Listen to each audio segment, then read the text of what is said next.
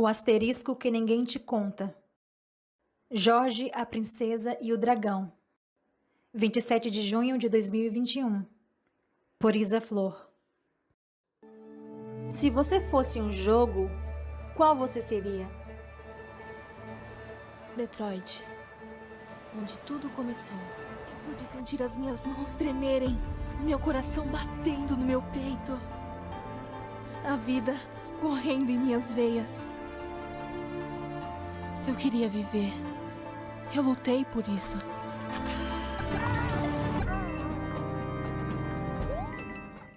Guarde a sua resposta, porque ela tem tudo a ver com o jogo da sua vida. Agora vamos traçar um paralelo que faz alusão a esse asterisco que ninguém nunca te contou. Vamos desmistificar o asterisco por trás da história de São Jorge e o Dragão, traçando uma tríade perfeita que vai ressignificar a sua forma de ver o superficial e te levar além. A tríade é Pai, Filho, Espírito Santo, ou seja, sacrifício voluntário, resgate e amor.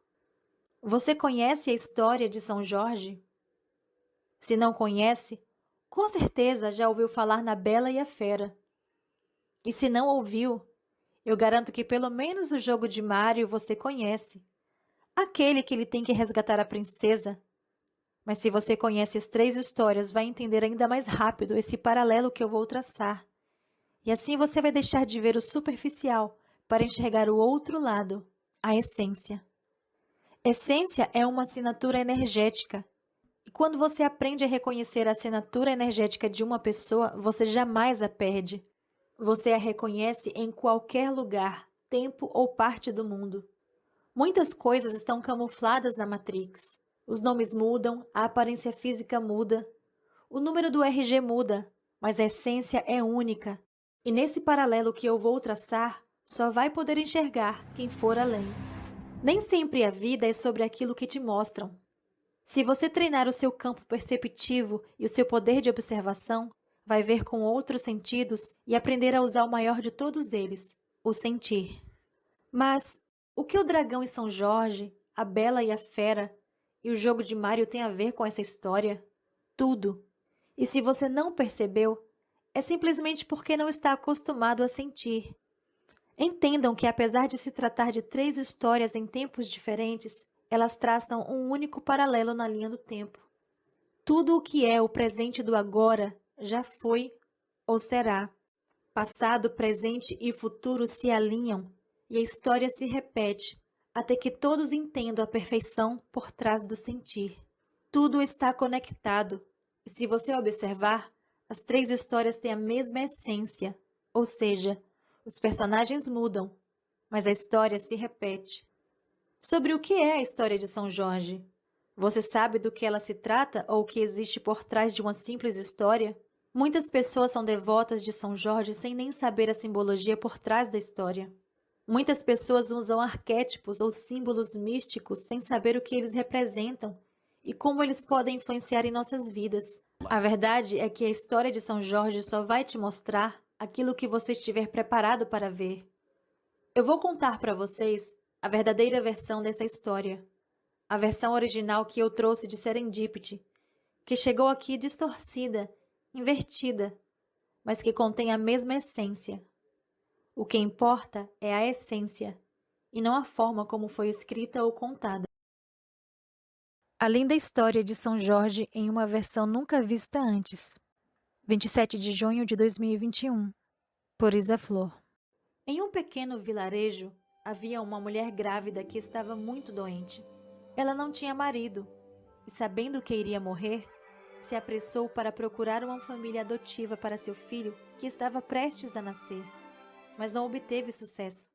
Então ela foi à capela do vilarejo, se ajoelhou no altar perante uma cruz e fez um pedido com toda a pureza de seu coração: que o filho dela fosse forte para sobreviver, se tornasse um grande guerreiro, e que na vida adulta aparecesse no caminho dele uma moça de bom coração e que o amasse tanto quanto ela o amava, já que ela não estaria para cuidar dele durante a infância e dar todo o amor que ele merecia.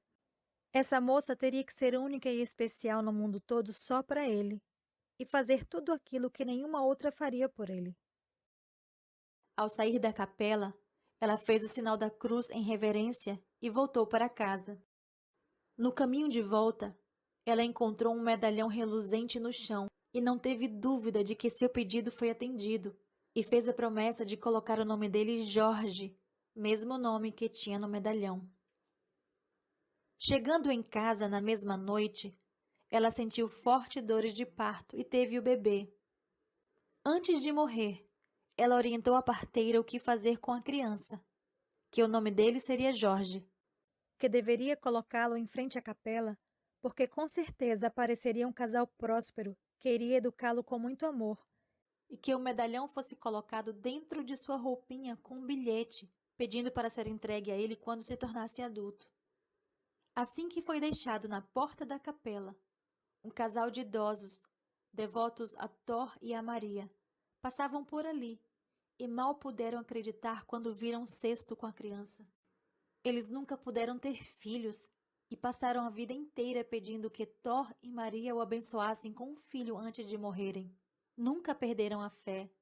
Ao ver o medalhão e ler o bilhete, tiveram a certeza de que aquela criança era a resposta de suas orações. Agradeceram ao Deus da guerra, Thor, e à intercessora Maria, que o abençoaram com esse presente, se sentindo muito honrados por essa missão de educar alguém que certamente se tornaria um grande guerreiro. Entraram então na capela para apresentar a criança, e como um sinal, a imagem de Maria se fez reluzente. Tomados de emoção, levantaram a criança no altar, dizendo: Salve Jorge, o nosso guerreiro! Que a luz dos teus olhos dissipe todo o mal, que o teu sorriso abra todos os caminhos, e que teu coração, pela tua couraça, seja guardado do mal. Que teus olhos sejam penetrantes como uma espada de 2 gumes, dissipando teus inimigos, sem sujar as tuas mãos, sem derramamento de sangue. E se houver algum tipo de derramamento, que seja apenas a unção do teu suor e das tuas lágrimas para preparar a terra, porque tudo aquilo que sair da tua boca, vindo do teu coração, dará bons frutos.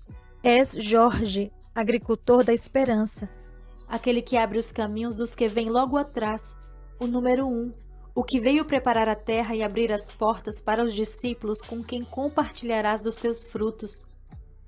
Que o teu sorriso te abram todas as portas antes que sequer teus pés precisem pisar, a tua mão precise bater e a tua voz precise clamar.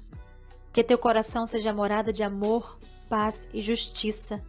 Que sejas frutífero como a árvore da vida, como aquele que semeia a terra e que prepara o campo, para que o que sair da tua boca traga à realidade aquilo que está em teu coração. Salve o Jorge, aquele que nunca perde a fé e acredita nos frutos, mesmo sem os ver, porque aquilo que está crescendo embaixo ainda está escondido, mas logo aparecerá com a verdade. Que nunca te falte paz, amor e justiça. Satyagraha, é assim que vais vencer a quem se opuser a teu caminho.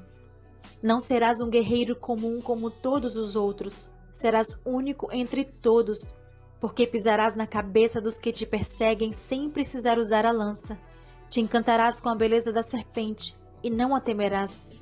E até o leão, o mais selvagem dos animais, te cederá a coroa para teu reino. Salve o Jorge, o guerreiro que salva as mulheres, abre os caminhos e liberta os escravos. E que de geração em geração sejas lembrado como aquele que vestiu a armadura sem precisar usá-la. Não és justiceiro, és a justiça. Serás guiado a águas tranquilas e permanecerás nela até que transmutes a tua couraça e depois do breve descanso possas renascer e sair renovado delas, seguindo a tua intuição. Encontrarás o amor e a paz e colherás os frutos que plantou, regou e esperou, mesmo antes de poder ver. Grande guerreiro, filho do grande Deus Thor, que todos temem pela sua força e poder. Aquele que impõe temor sem precisar abrir a boca. Jorge, tua energia é a tua capa de proteção por causa da energia gerada pelo Deus que deu origem aos raios e aos trovões. Mas só quem conseguir sentir e ultrapassar a tua capa enxergará o teu coração benevolente e reconhecerá a luz da tua morada. Ó Jorge, nascido da luz, abençoado por Maria, como Jesus, príncipe da paz. Eu ativo o teu sexto sentido do sentir. Que ele te guarde entrando, estando ou saindo. Que a paz esteja contigo. Salve, Jorge! Desde pequeno, Jorge se mostrou muito ativo e inteligente. Conquistava todos por onde passava pela grande capacidade de saber de cor todas as histórias místicas que seus pais o contavam antes de dormir. Muito corajoso e diplomático, seus pais lhe ensinaram tudo sobre mitologia e jogo de xadrez. Nasceu no dia 11 de abril, mas foi registrado no dia 23, porque seus pais acreditavam que a soma desses números, que daria 7, lhe traria sorte, por representar na numerologia o número da perfeição. Ingressou na escola militar, aprendeu a lutar e se tornou um grande guerreiro. Quando seus pais faleceram, lhe deixaram toda a herança. Porém, para ele nada mais fazia sentido. Ele doou toda a sua riqueza e saiu como um andarilho, tentando achar um sentido para a vida, e foi perdendo aos poucos a vontade de lutar. As pessoas diziam que ele estava deprimido por causa da morte de seus pais, mas seu vazio ia muito além disso. Então ele saiu de cidade em cidade, procurando achar resposta para seus questionamentos e o sentido de viver, mas sua busca parecia em vão.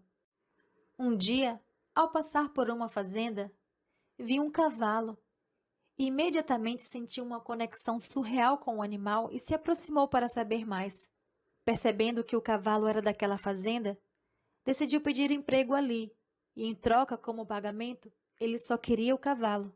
Os donos da terra ficaram super felizes porque estavam justamente procurando alguém para trabalhar na fazenda e o valor a ser pago seria muito mais do que apenas um cavalo. Então eles aceitaram. Jorge começou a trabalhar na fazenda e, enquanto trabalhava, ele sempre conversava com o cavalo, que se tornou seu melhor amigo. Um dia, após ter cuidado de seu cavalo e o colocado no estábulo, Jorge sente muito sono e deitou ali mesmo. Ele então teve um sonho, onde a mãe dele dizia que existia uma mulher que era única no mundo inteiro para ele e que, ao encontrá-la, ele a reconheceria e saberia, e que o medalhão deveria ser entregue a ela como presente. Ao acordar, ele entendeu que a mãe usou a energia do cavalo para se conectar a ele e lhe dera aquele sonho. Por isso ele associava a figura do cavalo à mãe, e ele compreendeu por que o cavalo lhe devolveu a vontade de continuar sonhando na busca daquilo que sua alma almejava. Após um ano, como prometido, ele recebeu o cavalo como pagamento de seu trabalho e saiu, enfim, em busca do anseio de sua alma, parando de cidade em cidade, ajudando os pobres, mulheres e necessitados. Jorge foi criado com muita fé pelos pais e foi ensinado que deveria ter devoção, ser grato e fazer sempre o bem para as pessoas. Ele sempre tinha uma palavra de fé que incentivava todos a não desistir dos seus sonhos. Por isso, por onde passou, ficou conhecido como o sonhador. Até que algo mágico acontece, o que mudaria a sua vida para sempre, trazendo sentido a toda a sua história. Chegando em uma cidade à frente, logo na entrada, Jorge encontra uma capa vermelha que chamou sua atenção assim que a viu, pois a capa estava enrolada em uma espada fincada no chão e chamou tanto sua atenção que ele decidiu dar uma olhada. Desceu do cavalo e se dirigiu até a espada. Ninguém até então tinha conseguido tirar a espada que estava fincada numa rocha, porque ela estava sob efeito de magia. E aquele que conseguisse tirar a espada seria abençoado, se casando com a princesa e se tornando o sucessor do trono. Ao ver que Jorge conseguira tirar a espada sem nenhum esforço, o povo da cidade logo veio, festejando e anunciando que ele seria o próximo no trono. No entanto, Jorge não aceitou se casar com a princesa e nem assumir o trono, mas o rei não aceitou não como resposta. Para tornar isso mais pacífico e para fazer Jorge mudar de ideia, o rei o convida para um jantar, convencido de que assim que ele visse sua bela filha, se apaixonaria. Ao chegar ao palácio, o clima não era de festa. Ele encontrou o rei desesperado, pois sua filha havia desaparecido, e ele então ficou sabendo do burburinho que rolava na cidade e que já estava sendo investigado pela polícia. Que as moças da província estavam sendo sequestradas por uma quadrilha misteriosa e sendo levadas como escravas sexuais para a Turquia. O rei então prometeu a Jorge que se ele conseguisse trazer a sua filha de volta, ele o liberaria do casamento e ainda lhe entregaria como recompensa o seu precioso anel, que era seu artefato mágico de poder, a espada mágica e a capa, além de ouro e prata, o transformando em um guerreiro reconhecido e respeitado por todas as províncias do seu reino. Jorge imediatamente aceita o desafio. Ao descobrir que isso estava acontecendo não só ali, mas em várias cidades ao redor, ele entende que o amor da sua vida, a quem ele tanto procurava, podia estar correndo sério perigo. Então ele decide procurar não só a filha do rei, mas lutar pela honra de todas as mulheres sequestradas e resgatá-las. Jorge teve sucesso em sua missão e conseguiu prender a quadrilha, trazendo de volta não só a princesa, mas todas as mulheres sequestradas daquele reino. Por onde ele passava, as mulheres se apaixonavam por ele. Mas ao ser questionado por que ele estava sempre sozinho, ele dizia que já tinha compromisso. E quando perguntavam o nome da sua amada, ele sempre respondia fé, porque era a fé que o movia. Mas ele não sabia ainda o nome daquela que ele amava. Ele só sabia que a amava. Mas por causa disso as pessoas achavam que ele estava falando que não queria se casar porque tinha um compromisso com Cristo. Ele foi recebido de volta à cidade com uma grande festa e em sua homenagem foi erguida uma grande imagem dele montado em seu cavalo, colocada na frente da cidade onde ficava a espada, com a inscrição Salve Jorge. E assim, ele ficou conhecido como o guerreiro da Capadócia, atingindo fama e riqueza, e por onde ele passava, as pessoas o reverenciavam exclamando, Salve Jorge! Antes de ir embora da cidade, ele foi se despedir do rei, e como prometido, o rei o presenteou com a espada mágica, a capa, ouro, prata e o seu grande artefato de poder, o anel da invisibilidade. Com esse anel, ele poderia ficar invisível toda vez que quisesse. E o rei o advertiu. Use o anel com sabedoria e não faça nada que você possa se arrepender depois. Use-o somente para fazer o bem.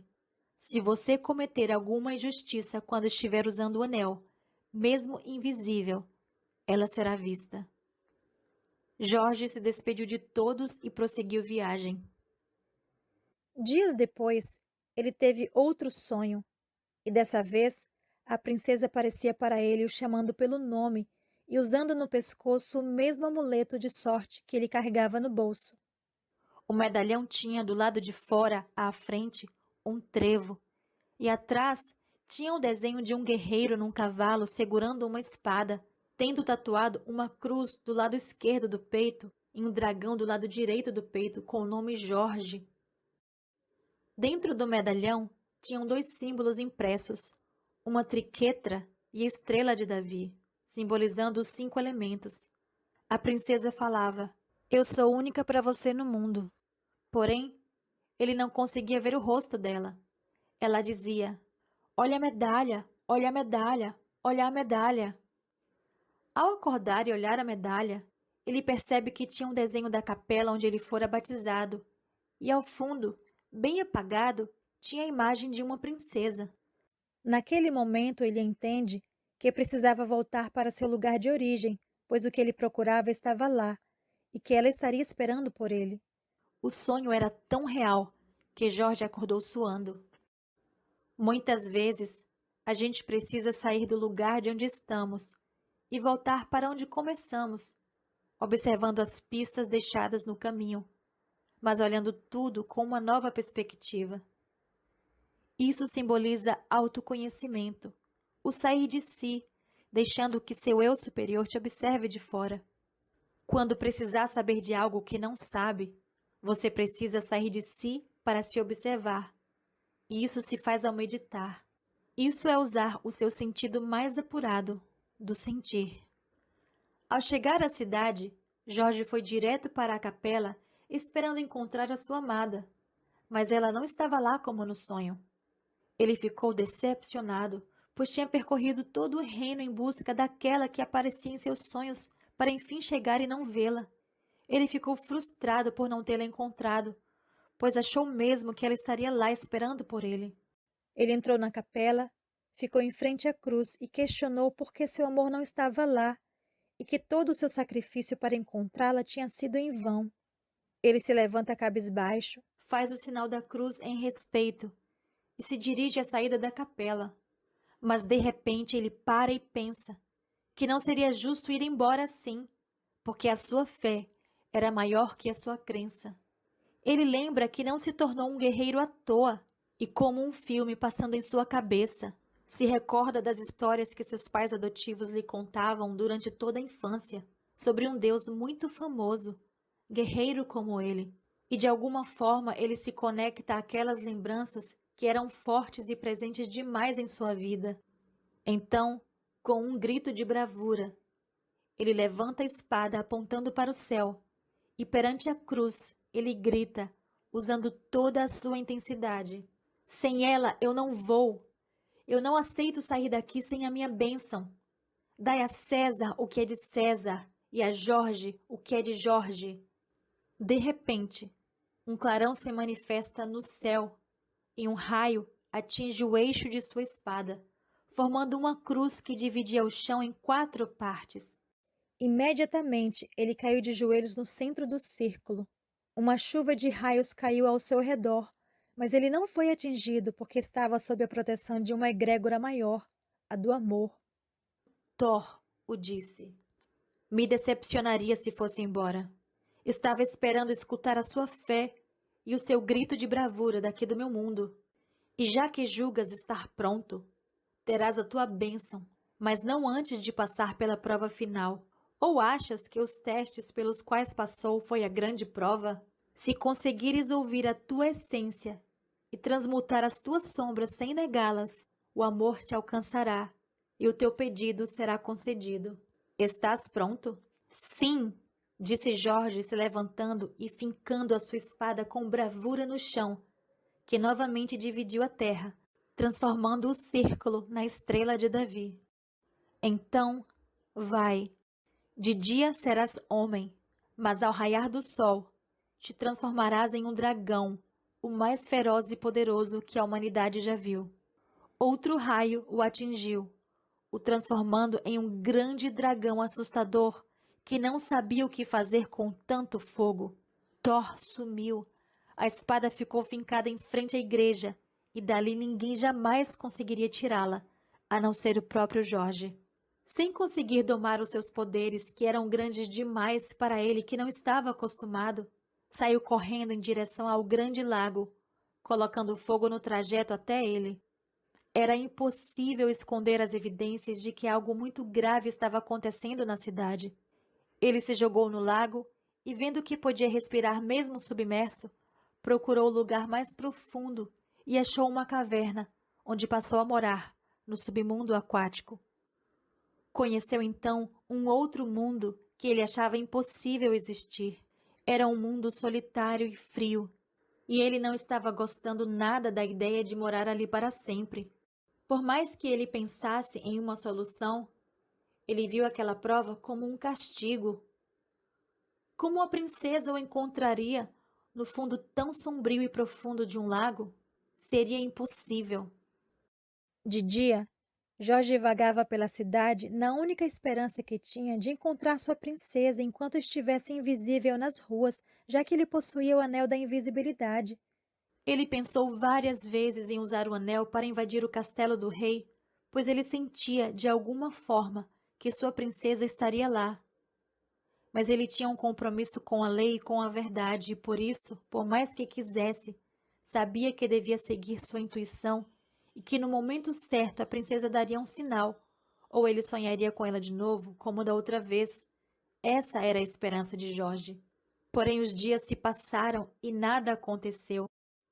A não ser o burburinho na cidade que um anjo havia aparecido na igreja e deixado a estrela de Davi marcada no chão e uma espada fincada. Logo chegaram à conclusão que só havia de ser um anjo que visitara a cidade para protegê-los do dragão do lago.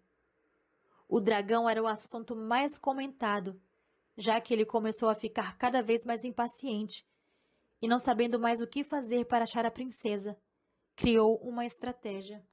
Saiu queimando a cidade inteira enfurecido.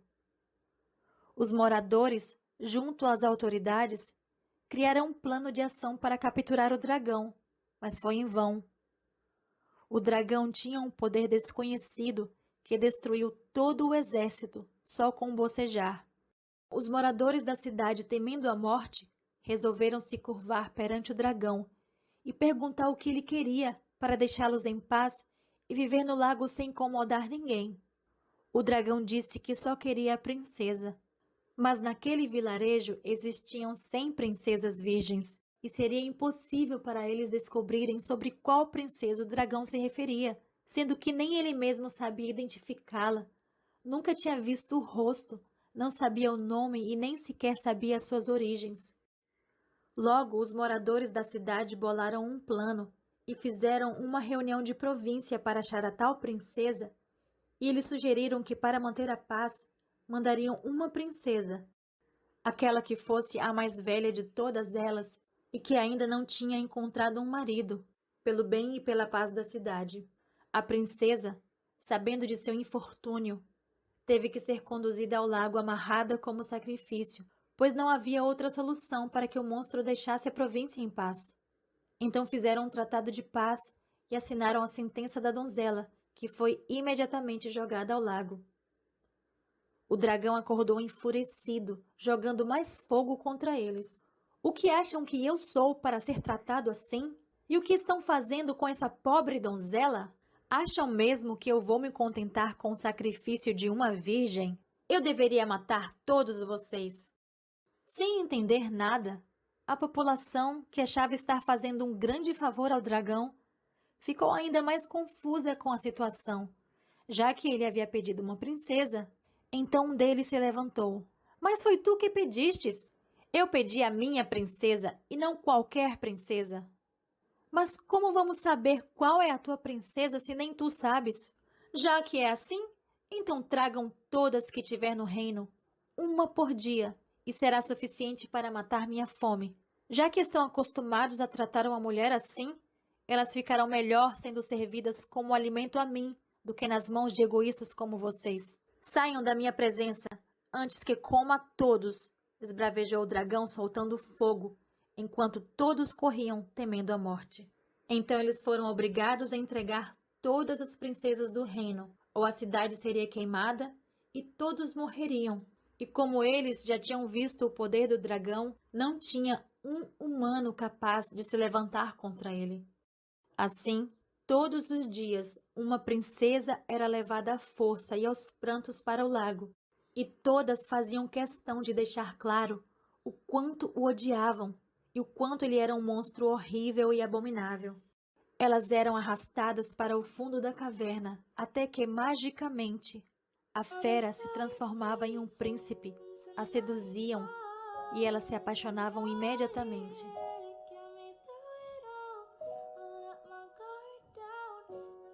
E depois de uma noite de prazer, ele as mandava ir embora da província para um lugar distante, para constituir família e viver bem longe dali, e que se alguma delas voltasse, ele as devoraria de verdade. Todas elas obedeciam e iam embora. Todo esse tempo enclausurado foi suficiente para que o dragão refletisse sobre tudo o que ele ouviu das 99 mulheres antes de se transformar em príncipe. E assim, elas deixaram impressas em sua alma dolorosas afirmações sobre ele que o deixaram profundamente triste. E vivendo nas sombras, ele passou a acreditar que elas eram a sua única verdade. Até mesmo quando ele podia se transformar em príncipe, ele não conseguia mais enxergar beleza em sua essência.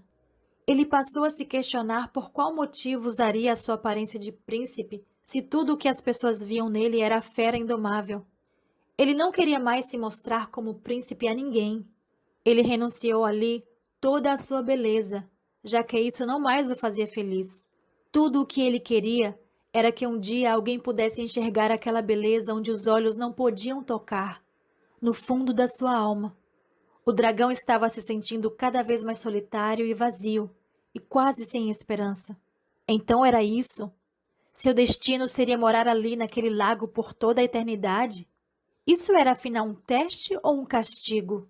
E agora que só faltava uma princesa, ele temia não ser ela. E se ele estivesse enganado? Já era quase a hora do encontro. Ele resolveu tirar um cochilo até que fosse acordado pelos gritos da última princesa implorando pela vida. O que não aconteceu. Ele acordou com os gritos do pai da jovem implorando para que ela voltasse. Uma voz doce e suave disse: "Está tudo bem, meu pai. Volta. Não fique triste. O senhor ainda pode ter outras filhas. Eu estou em paz. Fique também."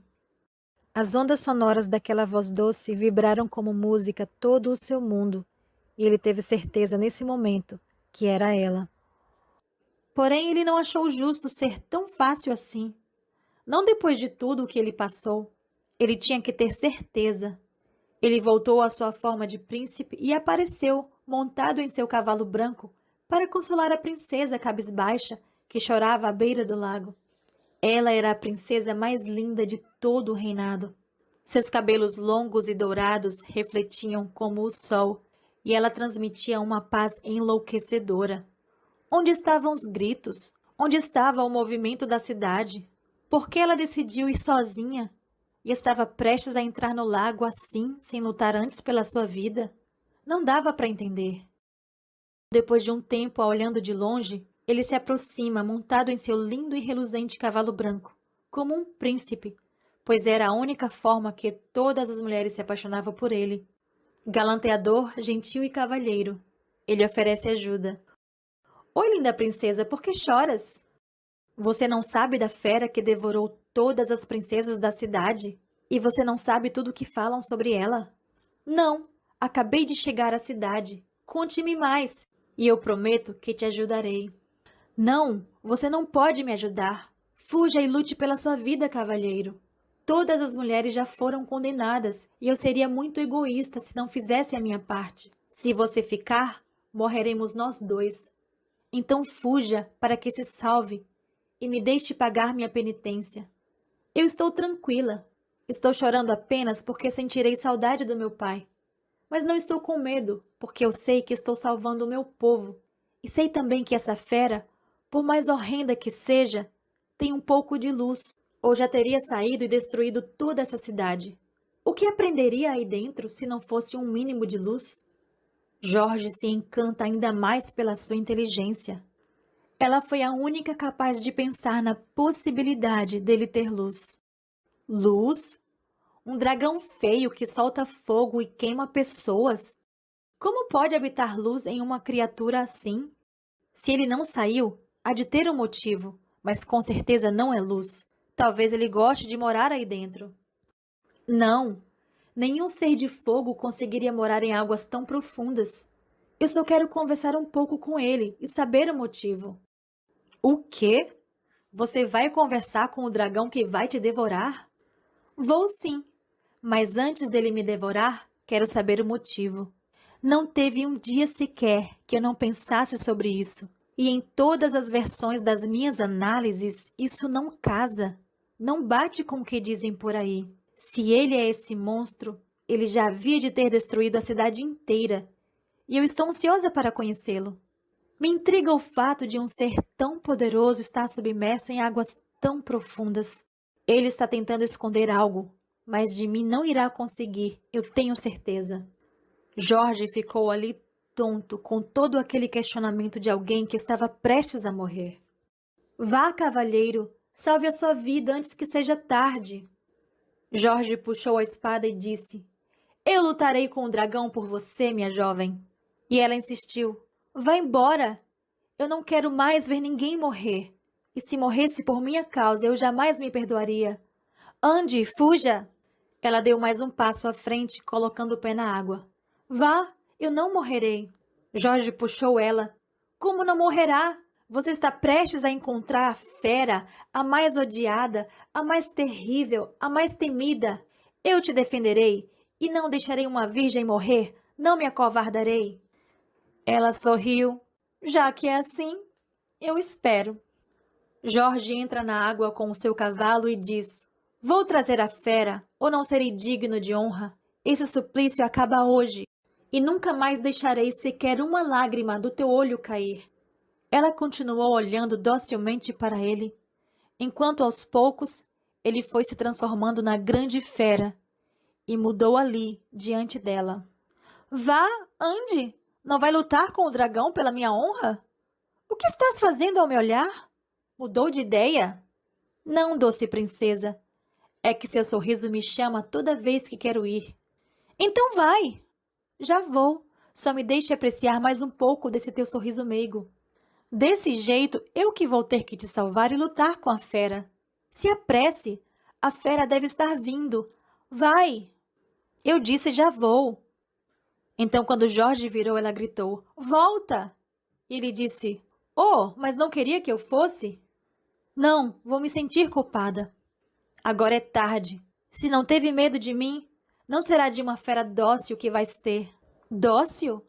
Mas você não falou que era perigosa? Se estás olhando para mim e não vês perigo, é porque não verá na fera também. Jorge continuava intrigado, sem entender muito o que estava de fato acontecendo, e disse, Hello, olha quem está aqui, não estás vendo? Sim, eu vejo você. E a sua alma é pura demais para morrer assim por mim. Volte, volte, cavalheiro. Tarde demais, princesa. Eu volto, mas volto com a fera. Então Jorge mergulhou no lago e voltou caminhando com a fera. Tirou seu cinto e entregou na mão dela. Tome, princesa. Pode amarrá-lo. Vamos levar para o povo ver o milagre que o seu amor fez. Mas por que ele está tão calminho? Não vai soltar fogo em mim? O que deu a ele? Não dei nada? Ele está hipnotizado com a sua beleza, princesa. Não creio que a cidade estava com medo de um bichinho assim tão dócil. Dócil? Então o dragão abriu a boca e soltou uma chama de fogo bem ali, perto dos pés dela. Ela deu um pulo para trás, rindo. Olha, fogo! Não tem medo? Posso ficar com ele? Você deixaria, já que foi você quem o resgatou? Será que ele aceitaria morar comigo? Eu achei que ele falava. Ele não pode falar diante da sua beleza, que o cala. Você conseguiu domar a fera. Mas ele ainda continua sendo muito perigoso e pode te queimar a qualquer momento. Então ela passou a mão no rosto do dragão e Jorge pôde sentir sua bela mão macia em seu rosto. Não vês o quão bonito ele é e o quão majestoso é o poder desse grande dragão guerreiro? Por que te escondes nesse lago tão gelado? Não podes viver dentro da água. Tua natureza é de fogo. Tens que mostrar ao mundo a tua majestade. Só precisas te controlar um pouco para não destruir a cidade. Mas eu e o cavalheiro vamos cuidar disso. Não se preocupe. Não vou deixar que nenhum mal te aconteça. Então ela colocou o cinto em volta do pescoço do dragão para o conduzir à praça da cidade e convencer o seu povo de que aquela fera não fez nada de ruim porque quis, mas que era o seu instinto soltar fogo e que a sua alma era muito pura, ou já teria queimado todos eles. Jorge tentava convencê-la de desistir desse plano, porque a cidade jamais acreditaria em olhos de alguém tão puro como o da bela princesa, que só conseguia enxergar o lado luz no dragão. Escuta, vamos fazer o seguinte. Chegando à praça da cidade, eu o acerto com a lança e o mato. Ninguém vai aceitá-lo como ele é. Você é a única no mundo todo que merece saber a verdade, porque foi a única no mundo que me aceitou. Eu sou o dragão.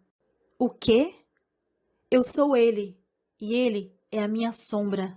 Então Jorge e o dragão se tornaram um, e o dragão cresceu ainda mais, se tornando exuberante.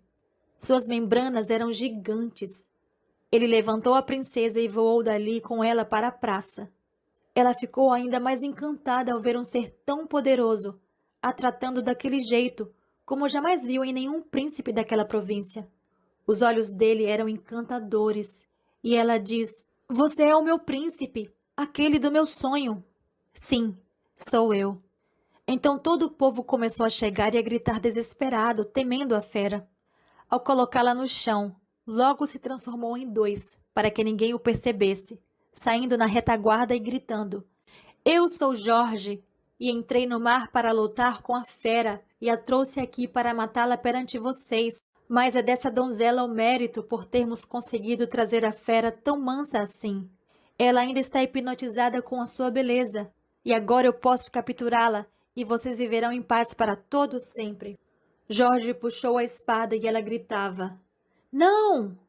E ele disse: Calma, princesa, não vou fazer nada. Confia em mim.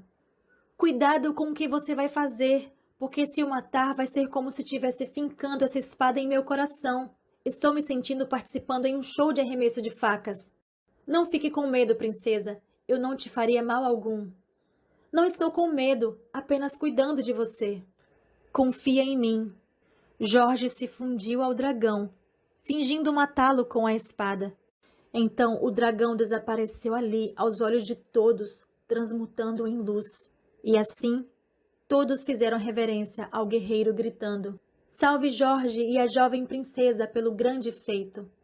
Por fim, Jorge e a princesa se casaram naquela mesma capela e foram abençoados por aquela cidade. Partiram e foram construir um reinado de amor, paz e justiça em outras províncias. Análise do texto. O asterisco que ninguém te conta. Jorge, a princesa e o dragão. 27 de junho de 2021. Por Isa Flor. Você conseguiu identificar que o príncipe que aparece para conversar com a princesa é o próprio dragão? Você conseguiu identificar a tríade perfeita que existe nessa história? A tríade é São Jorge, o dragão, que é o seu lado sombra, e o amor, que é o seu lado luz. Mais uma vez, eu estou mostrando a vocês a evidência do porquê eu e o Marcos usávamos o trevo da sorte e porque o trevo da sorte nos segue há tanto tempo e em todos os paralelos e nos acompanha desde a época de Cleópatra e Marco Antônio, mas essa história conto para vocês um outro dia. Primeiro, o trevo de 3 folhas, depois a triquetra em forma de trevo e logo após o trevo de 4 folhas. O trevo de 3 folhas significa passado, presente e futuro, porque fez parte de todos os nossos reencontros. A triquetra, em forma de trevo, representa a soma do passado, presente e futuro entrelaçado em nossa essência. E esse entrelaçamento é a construção que está sendo formada ao longo da história. E o trevo de 4 folhas representa essa realidade aqui. 3 pétalas simbolizando toda a evolução que já tivemos no passado. E a 4ª pétala do trevo é essa realidade, onde passado, presente e futuro se encontram. Compreender isso é uma construção de expansão de consciência. E você aprende desenvolvendo o sentir, prestando atenção em cada detalhe. Eu creio que choquei vocês quando eu disse que São Jorge era o próprio dragão. Mas por que ele precisa ser a fera? Por que ele não mostrou só o seu lado príncipe para conquistá-la, para só depois mostrar o seu lado sombra? Por que o príncipe não conquista a princesa e aplaudimos então um final feliz? A história poderia acabar aqui, e viveram felizes para sempre, e ainda assim seria bela. Mas cadê a confiança? Ele escondendo o lado sombra dela, onde estaria a tríade perfeita desse relacionamento? Lembra que eu mencionei no início sobre a tríade perfeita, que é sacrifício voluntário, resgate e amor? Onde estaria o sacrifício? Lembrando que sacrifício para vocês, mas para a princesa é amor porque é um sacrifício voluntário e não algo imposto por alguém. Primeiro, ela está indo cumprir uma promessa e pagar um resgate de livre e espontânea vontade. Ela não está amarrada e nem está sendo forçada. E por que então ela o faz? Porque ela entende que está fazendo pelo resgate de uma maioria. Em momento algum ela visa seus próprios interesses. Ela está sendo guiada pela própria essência. E era isso que a fera queria, uma essência compatível com a dele. Se ele quisesse apenas uma virgem, ele teria se contentado com todas que lhe foram entregues. Mas só quem poderia satisfazer a fome da fera era aquela que matasse a fome da sua alma, porque só aquilo que nutre a sua essência mata a fome de sua alma. A fera nunca precisou de outras virgens. Ele só precisava daquela que sua alma pedia. Ele estava pronto e não estava ali por acaso ou coincidência. Ele estava ali porque a essência do que ele mais amava também estava. Ele estava pronto, porém ele sabia que não conseguiria partir sem aquilo que sua alma tanto almejava. Ele esperaria o tempo que fosse preciso, ainda que para isso precisasse se esconder em suas sombras. Só a sombra consegue refletir a luz, porque só as nossas sombras podem evidenciar a nossa luz, e só quem conseguisse ver luz por trás das suas sombras merecia o seu melhor. Chegou a hora da prova final, e a princesa foi aprovada com sucesso quando conseguiu enxergar luz em meio a tanta escuridão. Jorge chega em um cavalo branco. O que simboliza o cavalo branco? Pureza. E o que representa um homem chegando em um cavalo branco? Um príncipe. E o que ela, assim que abre a boca, exalta nele? Ela o chama de cavalheiro. Falando isso, ela deixa evidente o que ela admira em um homem. E um cavalheiro que chega de príncipe montado em um cavalo branco jamais vai deixar uma donzela na mão.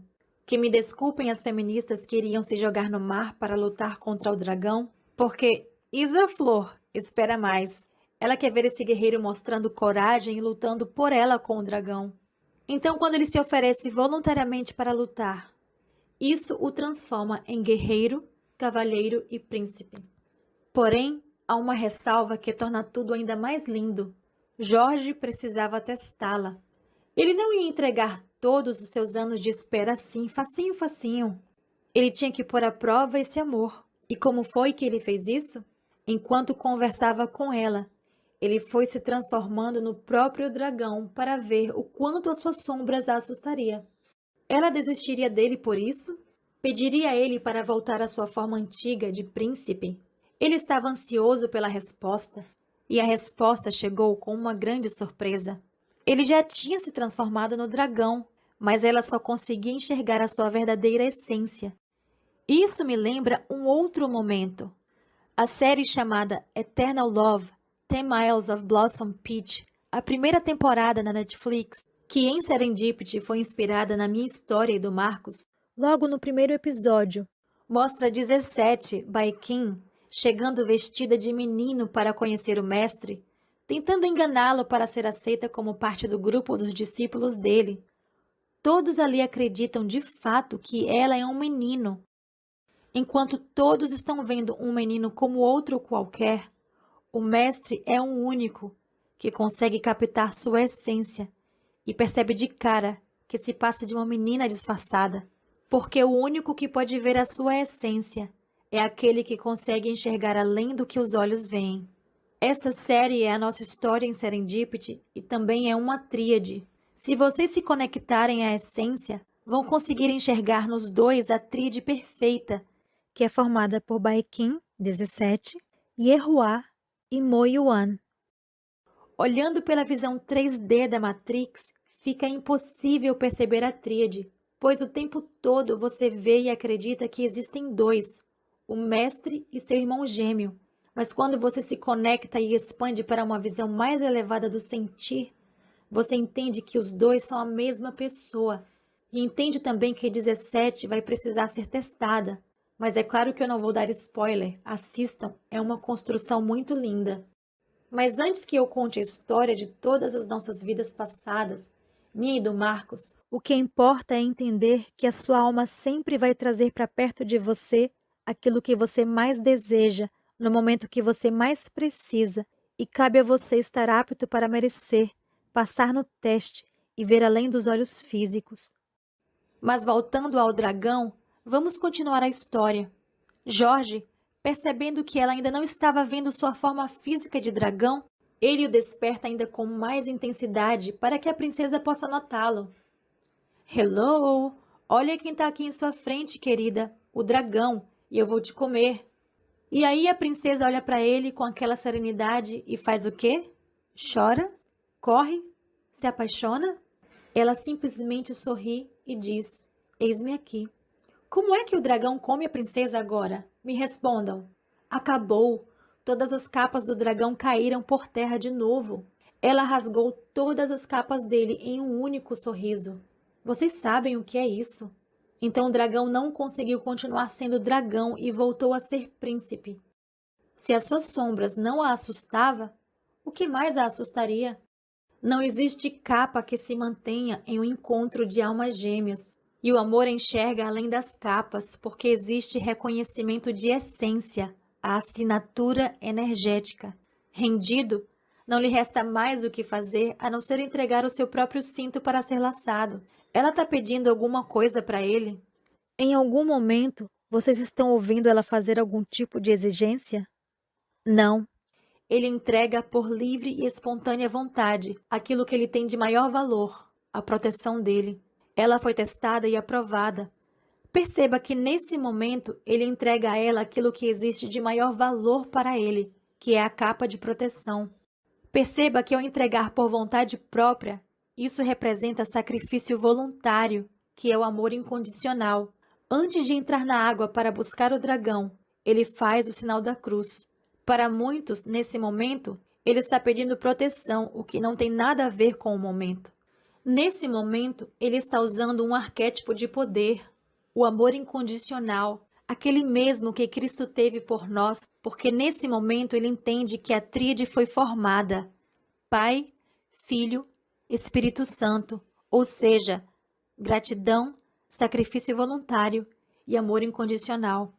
A partir de hoje, toda vez que você usar ou fizer o sinal da cruz, lembre-se o que ela representa, que você está literalmente pronto para fazer um sacrifício voluntário, abrindo mão de algo de muito valor para você, para receber com a mesma equivalência aquilo que você pediu. Então se prepare, porque a prova virá, mas não pela troca, porque a entrega precisa ser voluntária. Não adianta fazer para receber. Não adianta pedir esperando em troca. Tem que partir da sua essência. É isso que Marcos faz quando se lança no rio para me salvar, mesmo sem saber nadar. E quando chega essa hora, na hora de passar pela prova, nada faz sentido. Não adianta usar a razão e os pensamentos lógicos, porque não são eles que te farão sentir. O impulso de sua alma sempre será mais forte que a razão, porque existe ali uma certeza que só você e mais ninguém, só a sua alma pode decodificar. Nesse momento, seus pensamentos limitados parecem irracionais para acompanhar o fluxo da sua essência. Ele teve a mesma certeza que a Isa teve quando se lançou de um precipício, mesmo sabendo pela lógica, pelo pensamento racional e pela análise de sua perícia que seria quase impossível sobreviver, mas tinha algo dentro dela que lhe dava total certeza de que com ela ali nenhum mal os tocaria, porque essa foi a promessa deles perante o universo. E por que sobreviveram? Porque a fé de ambos foi maior do que a crença. Lembre-se que a fé é aquilo que não se vê. Você não pode esperar o mar se abrir para só então entrar nele. Você precisa se lançar para ter a certeza que ele se abrirá. Por isso que a Bíblia fala em 1 João 4,18, que o amor lança fora todo medo, porque no amor não existe medo. Mesmo não fazendo sentido para a lógica, para a física e para as limitações do nosso pensamento dessa realidade 3D aqui, ela se amou tanto naquele momento que jamais se deixaria morrer. O que é a morte, afinal? Morta ela estaria se assistisse a sua essência morrendo sem fazer absolutamente nada. Cuidado se você fala para alguém, eu por você e você por mim, porque essa frase tem muito poder. E ai de quem usá-la sem estar preparado ou sem saber o que ela representa, porque esse arquétipo é nosso e talvez você não esteja pronto para pagar o valor do resgate, sacrifício voluntário. E é justamente por isso que se chama amor incondicional. Ouça isso. Toda vez que você se abandona, não existe nenhuma possibilidade de você salvar alguém. Quando você se ama, você consegue enxergar o todo. Quando você se ama, você consegue enxergar a dualidade e entender que não estamos separados. E quando você entende isso, você consegue fazer pelos outros o que você faz por você. E isso é amor próprio, o que as pessoas confundem muitas vezes com o falso empoderamento de ser maior ou melhor que o outro. Quando você ama alguém, Você se lança de corpo e alma, porque o verdadeiro amor não é visto com os olhos, mas sim sentido com a alma. Você tem medo de perder? Sinto muito te avisar, mas você nunca teve, porque aquilo que é nosso simplesmente é. Não existe dúvida, só certeza. Logo, não existe medo, nem ansiedade, nem jogo, nem ego. Se existe medo, não é teu, e nem é amor, porque o verdadeiro amor lança fora todo o medo. Se você não tem certeza, se resta 1% de dúvida, ainda não é amor incondicional. A troca que vocês chamam de amor é incompatível com o verdadeiro amor incondicional, porque esse sentimento que vocês chamam de amor aqui na 3D é apego, egoísmo e individualismo.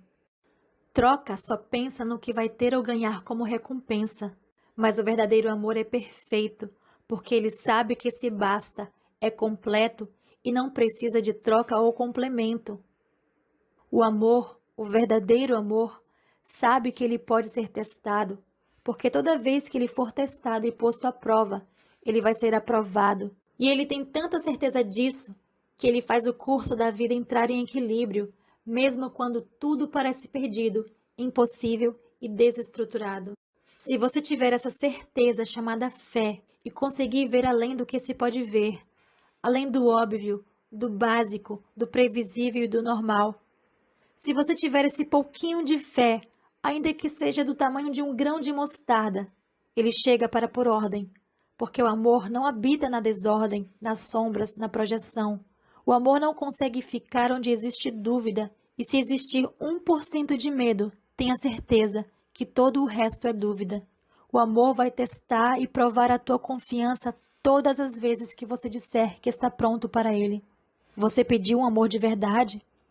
Aquele capaz de pegar a tua vida bagunçada, desestruturada, desequilibrada há anos e transformar em ordem e paz do dia para a noite como um milagre? Você acredita na perfeição de um amor assim? Ou você chama esse amor capaz de ressignificar toda a sua vida do dia para a noite de conto de fadas? Se você acha que o amor perfeito não existe, é porque você ainda não entendeu o que ele representa. É porque você está acostumado com a projeção da Matrix, que normaliza as brigas entre casais, naturaliza o desrespeito, a falta de comunicação, os esconderijos secretos, jogos de interesse, troca e ego. Se você não acredita nesse amor puro e transcendental, é porque você ainda não está pronto para o amor perfeito. Porque antes de ter esse amor perfeito, primeiro você precisa estar pronto e ser perfeito para você. Esse amor incondicional faz valer a pena todos os outros amores que só fizeram sentido. E nesse dia você vai entender a diferença entre fazer sentido e valer a pena. O amor incondicional vai arrancar tudo o que estiver em desequilíbrio da sua vida para trazer à tona a sua verdadeira essência. Então cuidado com o que você está querendo mostrar, porque o amor só projeta luz, deixando em evidência todas as suas sombras, para que, enfim, você possa amá-las e aceitá-las como parte da sua essência. Você está preparado para mostrar suas sombras ao mundo? Pense nisso antes de pedir um amor de alma, porque o amor de alma nada mais é que o amor de Cristo, aquele sacrifício voluntário. E diante de um amor assim, tudo se reequilibra, todos se rendem, e o universo não tem outra escolha a não ser se render também. Ninguém e nada no mundo pode contra o amor. Essa é a lei maior que existe. Então, antes de se proteger com um amuleto sagrado, saiba o que você está pedindo ao universo. Você está, nesse momento, abrindo mão de seu bem maior e está se pondo à prova para ser testado. E pode ter certeza que toda vez que você chamar o amor verdadeiro, o amor incondicional, ele virá ao seu encontro e ele vai te devolver na mesma medida e equivalência aquilo que você entregou por escolha. Por isso, antes de amar alguém, se ame primeiro, porque se a equivalência não for exata, não existe amor suficiente para que o verdadeiro amor permaneça. Qual é o preço daquilo que você pediu? Ele é equivalente ao que você tem para dar? Se não for, nem prometa. O sacrifício ocorre não só da parte dela. O sacrifício é também o mesmo e de igual equivalência para ele. Por isso, uma promessa deve ser equivalente. Você não pode fazer pelo outro aquilo que você não faria por você. Quando a Isa vê o Marcos se afogando, ela se enxerga ali se afogando. Quando o Marcos viu a Isa se afogando, a empatia e o amor próprio dele se viu ali se afogando. E porque ele se amou primeiro, ele a salvou. O jogo de Mario, onde ele salva a princesa, é uma outra versão de São Jorge e o Dragão. O dragão representa nossas sombras, e as nossas sombras não costumam ser aceitas por qualquer um. Até que o amor chegue e você as aceite, ninguém mais conseguirá aceitar. Só o amor enxerga a luz nas trevas. Quando o dragão chega, só o amor consegue enxergar nele paz. Então ele não tem outra opção a não ser paz, se sentir em paz e se render, porque nesse momento ele entende que só o amor conseguiria enxergar luz em meio à escuridão. Mesmo coberto por tantas camadas, ela conseguiu enxergar nele luz, porque enxergou além das capas, além da projeção, além da ilusão, além da matéria. Então por que ele se benze antes de lutar com o dragão? Vocês entendem por que ele faz o sinal da cruz? Não entenderam ainda? Ele não está pedindo proteção coisa nenhuma, porque a proteção dele eram as capas. Ele já estava protegido por todas as capas que ele tinha. Ele não precisava mais de proteção. Ele faz o sinal da cruz em forma de respeito e de gratidão, porque ele entendeu que o amor chegou e só o amor poderia reconhecê-lo, mesmo disfarçado por tantas capas. Só o amor enxerga além das camadas que você mostra. Ele entendeu ali que o que todas as outras falavam para ele era mentira e que ele não precisava matar o dragão coisa nenhuma, porque o dragão fazia parte de quem ele era e que ele passou a vida inteira lutando e se escondendo da própria essência.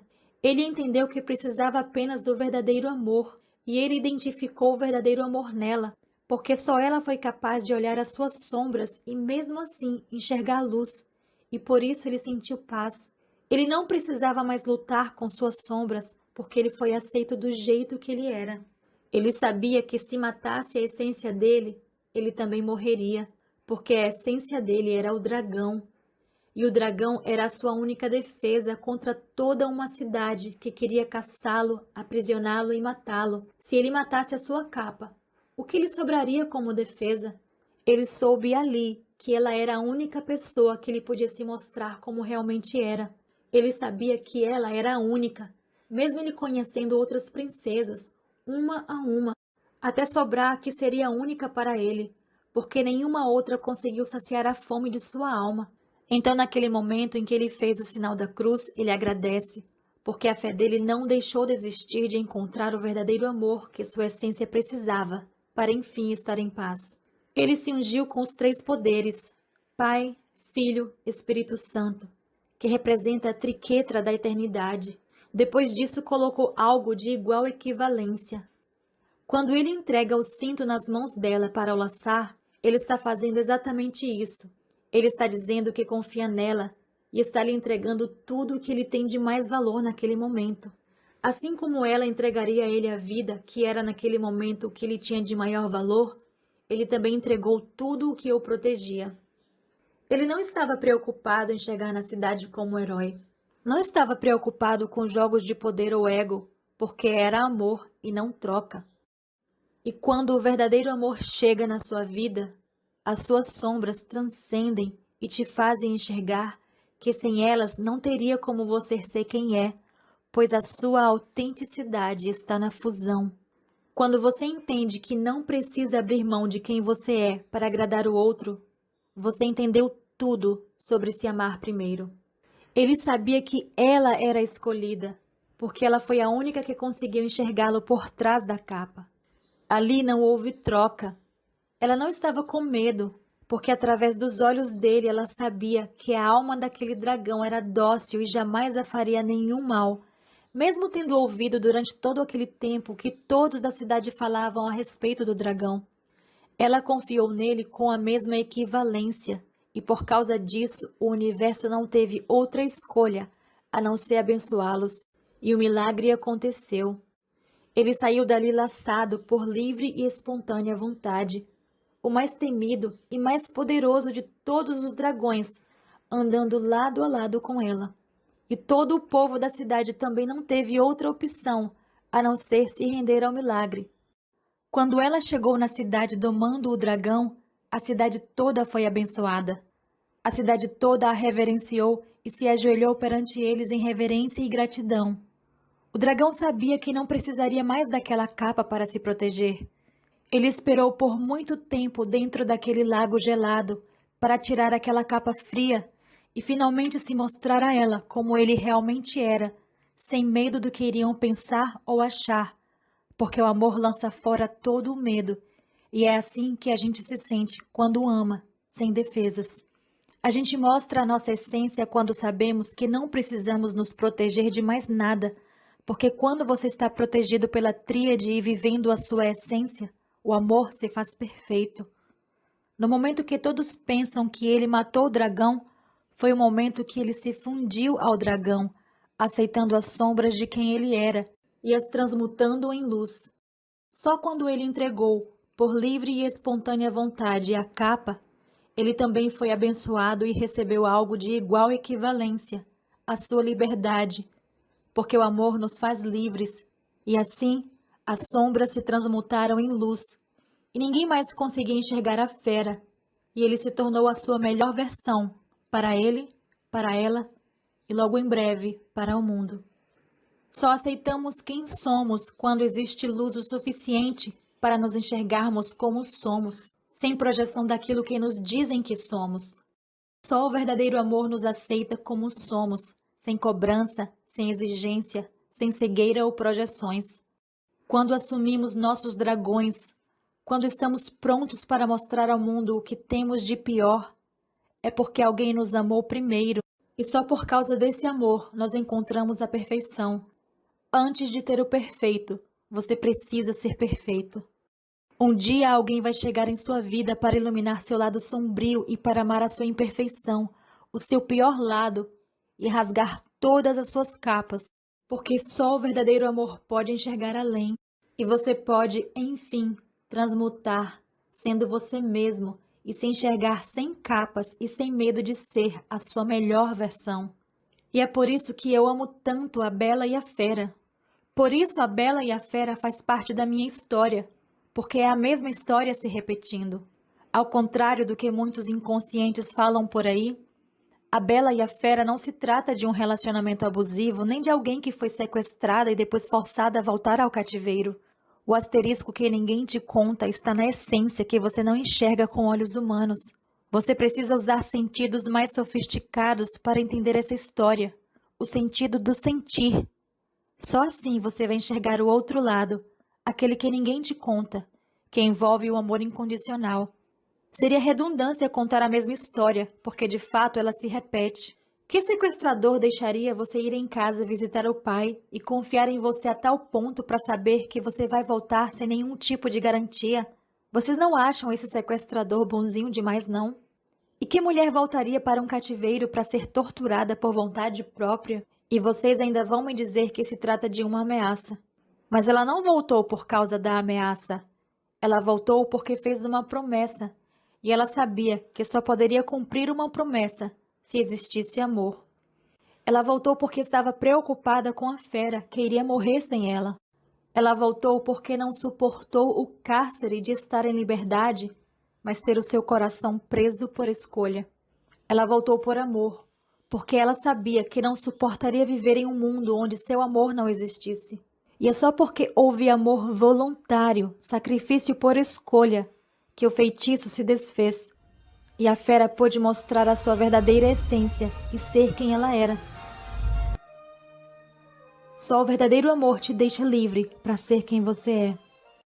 Depois de conhecer a história, acho que perceberam a necessidade de pesquisar a fundo sobre o que se trata as coisas que lemos, ouvimos, assistimos e usamos, porque tudo o que você faz nessa realidade cria uma outra realidade equivalente a tudo o que você pede, mesmo quando você não sabe o que está pedindo. O poder do seu subconsciente é bem maior do que você imagina e pode atender a todos os seus pedidos, conscientes ou inconscientes. Então não vale dizer que não quis, que não pediu ou que não chamou tal realidade, Pois a verdade é que você fez coisas, assistiu a coisas, usou coisas, talvez objetos místicos e mágicos, sem nem saber do que se tratava. Se você os usou e colocou algum tipo de sentimento em suas ações, então sim, você experienciou e cocriou uma realidade. A partir de agora, esteja atento a tudo o que você fala, a tudo o que você ouve, a tudo o que você vê e principalmente a tudo o que você sente. Eu vou te dar um exemplo bem bobo. É apenas uma música. Mas você nunca sabe o que pode haver por trás de uma música, até que você conheça a história por trás dela e decida se gostaria ou não de experienciar tal realidade. O universo não entende palavras. O universo e tudo o que há nele é energia e se conecta o tempo todo para satisfazer energias compatíveis. Você atrai tudo aquilo que tem afinidade e coloca sentimento. Você já ouviu a música Si, do famoso cantor Djavan? Ela foi composta aqui nessa realidade por ele e está na playlist do Spotify na pasta O Diário de Marcos e na pasta De Marcos para Isa, dela e para ela. Lá, eu estou falando lá em Serendipity, foi Marcos quem a escreveu. A essência e a assinatura energética e espiritual dele está ali, e eu a reconheceria em qualquer paralelo. Se você estiver conectado à essência da pessoa, você consegue reconhecê-la em qualquer lugar e tempo. Não importa a capa que ela estiver usando, o que você vai captar é a vibração, a energia de quem fez. Toda música tem uma assinatura energética no cosmos, que não pode ser vista porque ela é espiritual, mas se você se conectar, você consegue sentir. Se você prestar atenção na música Si, do Djavan, ele pede a São Jorge o dragão emprestado. E se você fica cantando essa música só porque é linda sem saber o seu real significado, presta atenção no que vou te dizer. Você está chamando esse arquétipo para sua vida. Essa música está descrevendo toda a construção do nosso relacionamento. E você vai perceber isso quando estiver lendo o livro Serendipity 1111, O Portal do Amor. Marcos pedia a São Jorge para emprestar o dragão porque ele sabia que eu gostava do seu lado sombra, do fogo dele que o mundo inteiro odiava, porque era esse lado que o tornava único para mim. E eu termino aqui deixando essa reflexão para você, que ainda não entendeu a diferença entre troca e amor. Eu te convido a ir além do que os olhos podem ver e conhecer o outro lado da história, antes de julgar o outro com base nas suas próprias limitações. Isa Flor.